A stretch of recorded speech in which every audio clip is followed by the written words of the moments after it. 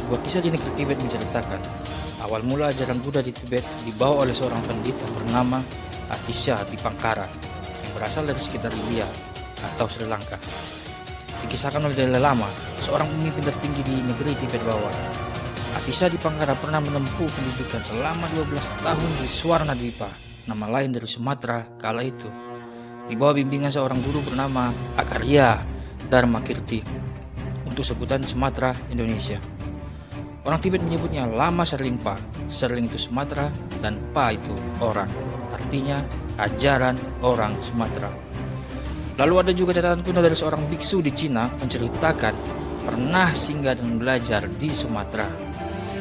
Bahkan sebagian pemerhati sejarah mengatakan bahwa ajaran Buddha yang tersebar di Jepang saat ini merupakan ajaran yang berasal dari Indonesia. Ditinggalkan selama ratusan tahun di antara hutan belantara Sumatera, benarkah itu Muaro Jambi? Adakah bukti sejarah yang mengatakan Muaro Jambi sebagai pusat pendidikan, kebudayaan, atau bahkan metropolitan? Mari kita buktikan. Ikuti cerita kami.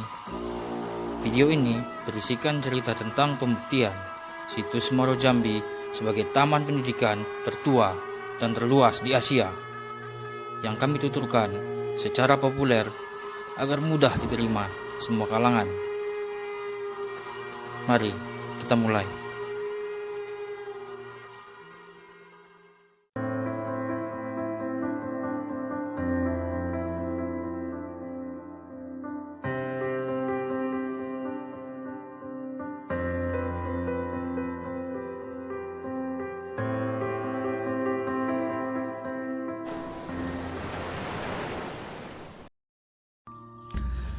Banyak yang menyangka kalau di Sumatera sebenarnya punya banyak candi atau situs budaya masa lalu. Mau yang ukurannya kecil atau besar, mau yang berada di kota ataupun ada di pelosok. Nah, untuk lokasi candi sebenarnya hampir merata ada di seluruh provinsi di Pulau Sumatera.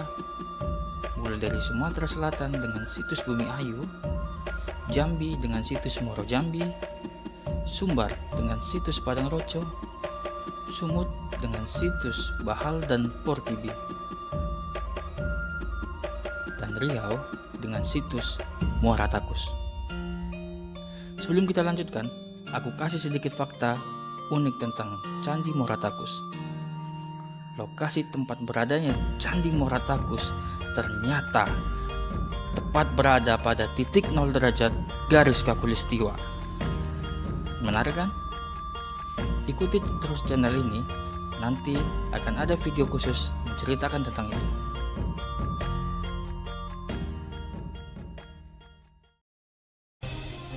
Riset dan pembuatan video ini kami lakukan secara mandiri. Untuk itu, kami butuh dukungan penonton dengan cara like, subscribe, dan share video ini agar kami semakin semangat menyajikan video yang menarik dan menghibur untuk kita semua. Oke, sekarang kita lanjut videonya. Kisah situs Muaro Jambi tak akan pernah lepas dari kisah Kedatuan Sriwijaya karena merupakan salah satu bagian penting dari kisah kebesaran Kedatuan Sriwijaya. Menurut penuturan dari Juno Satriatmojo, seorang ahli arkeologi yang pernah menjabat sebagai kepala BPCB Jambi kurun waktu 1990 sampai dengan 1997, menuturkan keberadaan Kedatuan Sriwijaya sudah eksis setidaknya sebelum tahun 682 Masehi, sekitar 1341 tahun yang lalu. Di manakah kita saat itu? Kedatuan merupakan istilah yang dipakai sejak zaman Melayu kuno. Dari kata dasar datu, datuk, dato, atau dato, yang artinya merupakan gelar kehormatan untuk seorang pemimpin yang telah mencapai level kebijakan tertinggi. Kenapa kedatuan? Karena menurut Juno Satrio, pada masa itu Sriwijaya mengusung konsep federasi atau negara kesatuan. Apakah pikiran kita sama saat ini?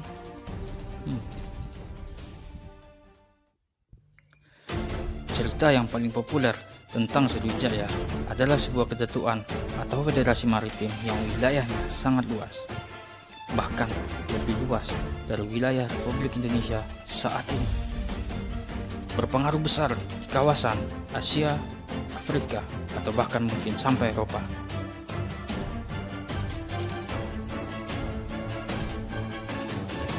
Ada buku sejarah di Cina dalam bentuk catatan kuno yang menceritakan kedatangan orang-orang yang merupakan utusan diplomasi dari kerajaan Mo Leyu pada tahun 640 Masehi. Mo Leyu merupakan penulisan untuk Melayu.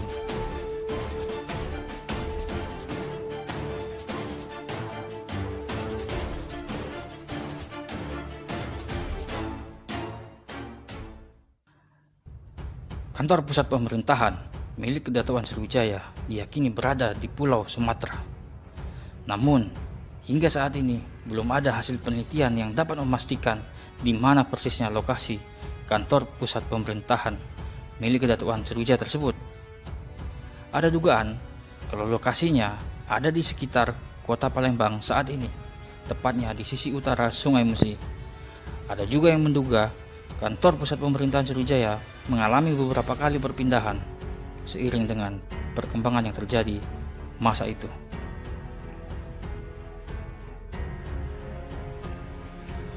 Namun berdasarkan teori dari tanda-tanda pusat pemerintahan, setidaknya harus terdapat ciri-ciri seperti pernah berpendudukan padat, pernah terdapat bangunan besar dan raya, ditemukan banyak artefak, terdapat pula pola-pola skala besar yang memperlihatkan keteraturan. Diperkirakan bahwa Sriwijaya berdiri selama 7 abad. Tentu masih banyak lagi bukti-bukti sejarah Sriwijaya yang tersebar baik di Pulau Sumatera maupun di luar Pulau Sumatera yang bisa menceritakan pencapaian orang-orang Indonesia pada masa Kedutaan Sriwijaya. Namun yang paling penting adalah bahwa Kedutaan Sriwijaya pada masa itu telah memiliki perkembangan ilmu pengetahuan yang sangat pesat di banyak bidang, sehingga menjadikan Kedutaan Sriwijaya sebagai pusat kegiatan pendidikan, ekonomi, kelautan, hingga bahkan pemerintahan. Dari situ kita dapat menduga bahwa orang Indonesia masa itu telah memiliki kesadaran untuk lebih mementingkan pendidikan generasi selanjutnya. Lalu, penasarankah kita dengan cara apa semua itu terwujud?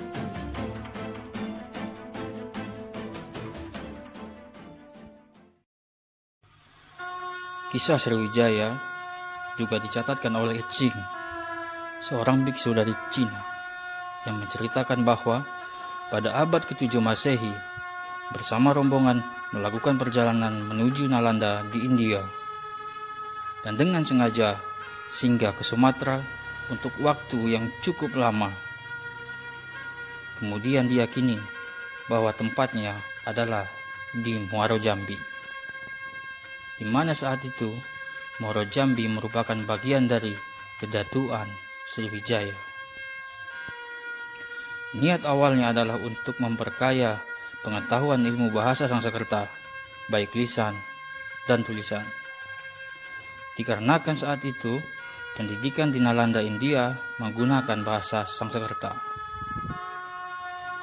Ching juga mencatat bahwa semasa menempuh pendidikan di Sumatera, melihat dan bertemu dengan ribuan orang yang juga menempuh pendidikan di sana, dan terdapat banyak bangunan besar dan luas. Bahkan setelah menyelesaikan pendidikan di Nalanda, Ching kembali menuju Sumatera, dan Ching juga merekomendasikan orang-orang untuk menempuh pendidikan di sana, karena menurutnya ilmu pengetahuan yang ada di Nalanda bersumber dari Swarnadipa atau Sumatera. Sebagai catatan, bahwa pada masa itu dunia pelayaran masih mengandalkan energi angin untuk mengarungi samudra, dan setidaknya perlu waktu sekitar 6 bulan untuk menunggu perubahan arah angin. Setelah berjaya dan berdiri kurang lebih selama 700 tahun, Kedaton Sriwijaya mengalami kemunduran pada abad ke-13 Masehi. Akibat dari mengalami banyak permasalahan, baik dari internal ataupun eksternal. Di antaranya adalah perebutan kekuasaan. Kisah yang paling terkenal dari kemunduran Sriwijaya adalah peristiwa serangan dari kerajaan Chola di India di bawah kekuasaan Raja Rajendra. Peristiwa serangan tersebut terjadi pada tahun 1025 Masehi yang mengakibatkan Kedaton Sriwijaya mengalami kekalahan besar. Di kemudian hari, kerajaan Chola tersebut kembali menyerang salah satu kerajaan besar yang ada di Sumatera. Kedua kisah tersebut ditulis pada sebuah prasasti yang ada di India saat ini. Diperkirakan, pasca kemunduran akibat permasalahan yang bertubi-tubi, Muaro Jambi perlahan ditinggalkan oleh para guru besar dan orang-orang yang ada di sana. Lalu mengalami pergantian zaman dan pergantian kekuasaan sampai kemudian ditemukan dan diteliti kembali. Sebagian dari sisa Kedaton Sriwijaya tersebut lalu dipindahkan ke pedalaman Sungai Batanghari, yang kemudian hari kembali mendirikan sebuah kerajaan bernama Dharmasaraya. Lokasi kerajaan tersebut kini menjadi sebuah kabupaten bernama Dharmasaraya di Provinsi Sumatera Barat dan merupakan cikal bakal dari kerajaan Bagaruit.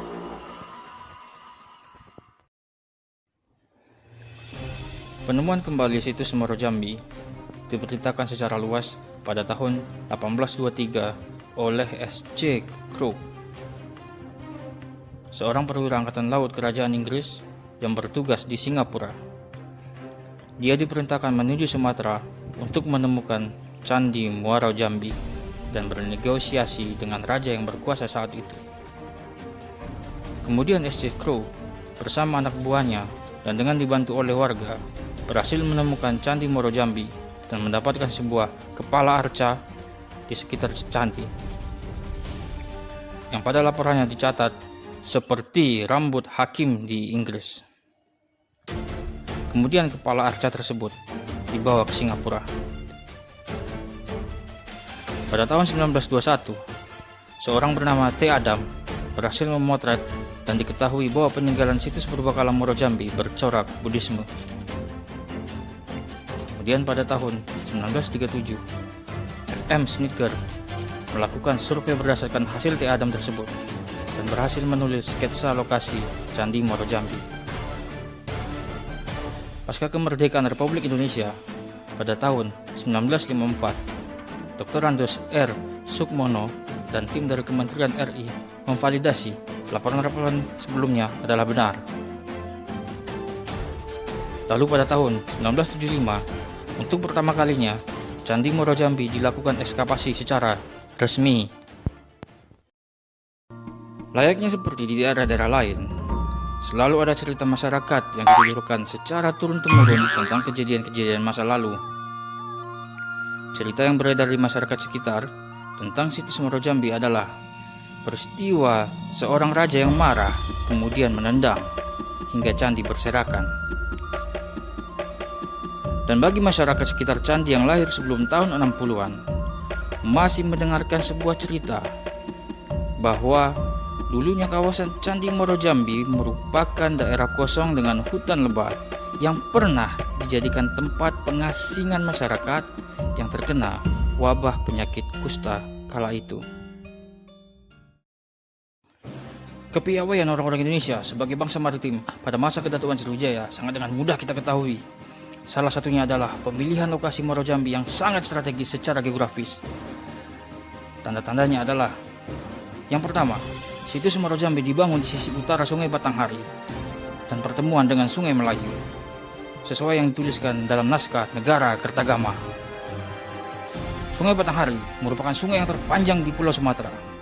Yang sudah pasti saat itu, sungai merupakan sarana transportasi yang paling efektif untuk manusia dan barang, yang berasal dari hulu menuju ke samudera ataupun sebaliknya.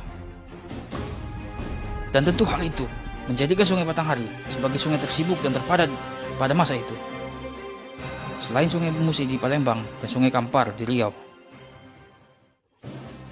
Yang kedua, situs Muaro Jambi berlokasi di pesisir timur pantai Sumatera yang merupakan jalur pelayaran paling strategis di dunia dan dengan hasil laut yang melimpah. Ketiga, lokasinya berada di Teluk Perairan Tenang yang merupakan lokasi strategis untuk dijadikan dermaga kapal-kapal dan pusat kelautan. Keempat, berlokasi dekat kawasan rawa dan hutan belantara yang kaya dengan hasil bumi. Kelima, ditemukan kanal-kanal kuno berukuran besar dan panjang yang sengaja dibangun di sekitar candi untuk berbagai macam keperluan. Yang keenam, pusat-pusat keramaian dibangun jauh dari gunung berapi aktif dan sesar atau lempeng aktif. Dari situ timbul sebuah pertanyaan besar. Apakah semua itu terjadi secara sengaja atau tidak disengaja? Lalu, bila disengaja, dari mana pengetahuan sebrilian itu didapatkan oleh orang-orang masa itu? Tuliskan pendapatmu di kolom komentar. Para arkeolog dan pemerhati cagar budaya Indonesia dengan giat dan konsisten terus mencari hubungan antara situs Muaro Jambi dengan situs Borobudur yang ada di Jawa Tengah. Bahkan ada yang menghubungkan kedua situs tersebut dengan situs Muara Takus di Provinsi Riau dan Nalanda di India.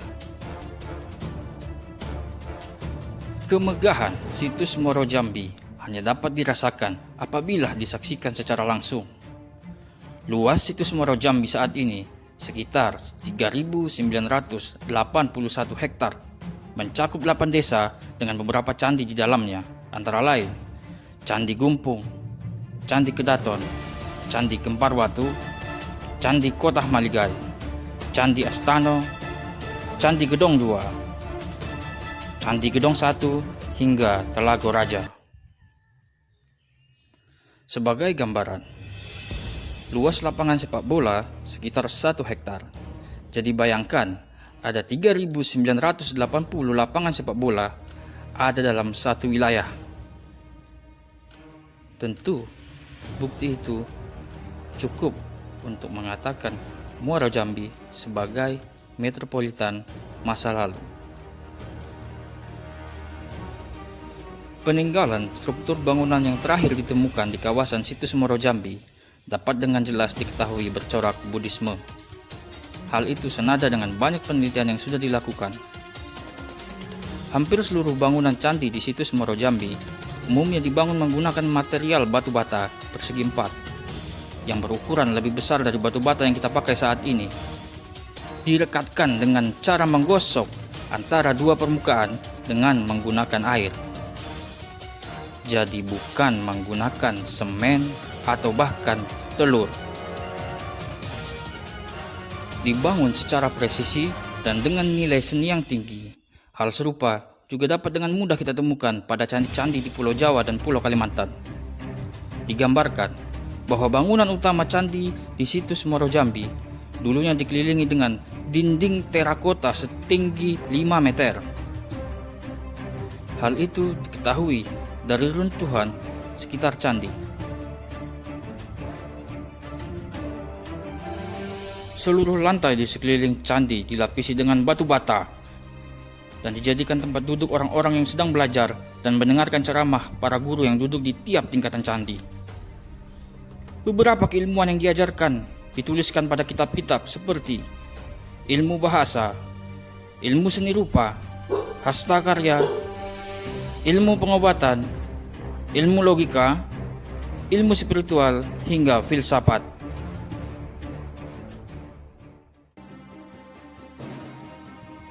Ahli arkeologi yang ikut bersama tim ekskavasi pertama mengatakan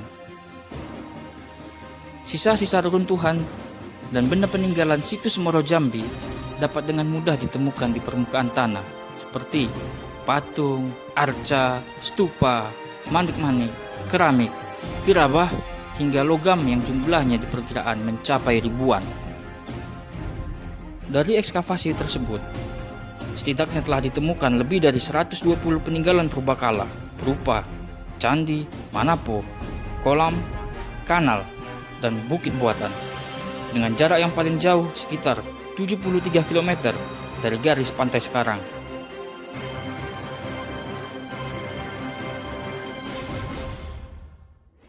Seluruh sisa peninggalan dari reruntuhan situs Moro Jambi telah diamankan dan menjadi koleksi oleh pemerintah. Namun, selain itu kita patut menduga bahwa sisa peninggalan dari situs Moro Jambi tentu masih ada yang tersebar di seluruh dunia.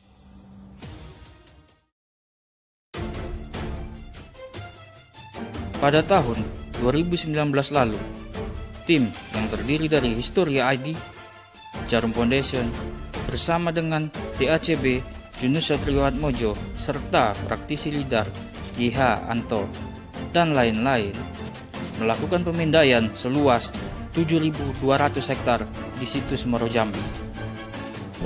LiDAR akan dilakukan pada zona yang sudah ditentukan di gambar berwarna kotak merah itu. Dengan menggunakan teknologi LIDAR yang dipasang pada pesawat. Teknologi pemindaian ini bekerja untuk mengukur properti cahaya yang tersebar, kemudian menemukan jarak dan informasi lain dari target yang jauh. Selain itu, LIDAR juga menggunakan metode pulsa laser yang menentukan jarak ke objek atau permukaan tanah. Cara ini ditempuh karena mampu mengetahui benda-benda yang di bawah permukaan tanah dari atas udara tanpa menggali atau merusak vegetasi. Setelah beberapa hari terbang di atas udara, kegiatan tersebut menghasilkan informasi baru, yaitu jarak bentang situs Moro Jambi awalnya diperkirakan memanjang di tepian Sungai Batanghari sejauh 7,5 km. Namun, dari hasil LIDAR mengungkapkan dugaan baru bahwa bentangan situs ini mencapai 9 km. Dan diketahui adanya gundukan tanah yang ditata dengan baik dan benda yang berjajar lurus yang harus diidentifikasi dan dijelaskan lebih baik. Dari semua informasi yang kita peroleh dari cerita tadi, tentu bisa kita sepakati bahwa besar kemungkinan situs Moro Jambi adalah bagian penting dari kisah kedatuan Sriwijaya, khususnya dalam hal perkembangan pendidikan yang berguna untuk menunjang pembangunan penduduk, pembangunan ekonomi, pembangunan pemerintahan, dan sebagainya. Namun, situs Moro Jambi masih menyisakan beberapa pertanyaan yang misterius. Kenapa pendidikan Moro Jambi begitu berkembang dan diminati? Apakah karena peran guru atau tokoh pengajarnya? Apakah karena ilmu pengetahuannya? Atau ada hal yang lain? Lalu, bagaimana konsep pendidikannya? Apakah semua itu terencana dari awal? Siapakah penggagasnya? Cerita-cerita tadi tentu membuat kita terpesona. Ternyata lebih dari 1000 tahun yang lalu di daerah Moro Jambi di pelosok Sumatera pernah berkembang sebuah peradaan besar yang berkembang hingga pada puncak peradabannya. Kita sebagai bangsa Indonesia adalah pewaris semua itu, dan kita harus bangga akan hal itu. Lalu, apakah pelajaran baik yang bisa kita ambil untuk kehidupan hari ini dan masa depan? Demikian cerita kita untuk video ini. Sampai jumpa untuk video selanjutnya di Dharma Loka.